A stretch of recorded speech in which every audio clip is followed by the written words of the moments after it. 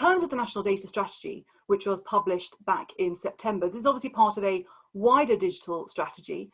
Tomorrow, the Chancellor will be announcing the spending review, but alongside that will come some policy areas that we identified as securing future economic growth. And as Sabina and I both said at the start of this, obviously international data flows will contribute enormously to a country's economic growth if they can get the regime right.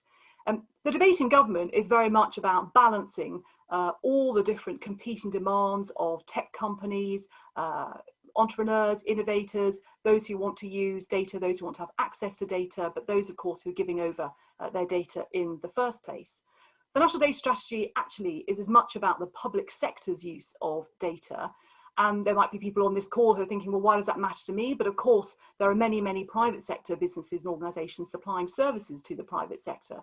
And I think what government has very much realised in the course of the last 8 months is the importance of things like the interoperability of data in order to facilitate, particularly in this case, the response to the public health crisis of COVID.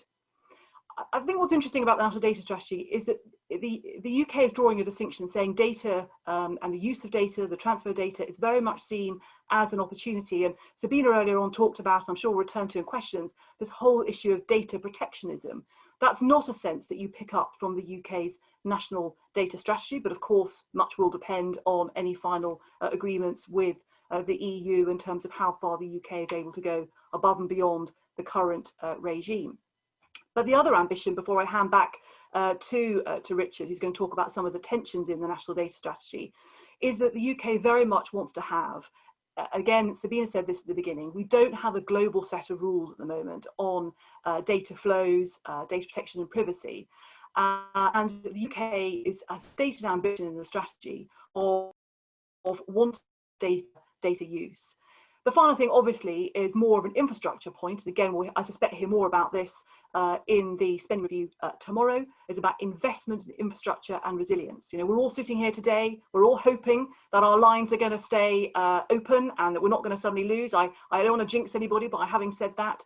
But the future resilience of our infrastructure, our broadband 5G networks, is of phenomenal importance to the UK and elsewhere.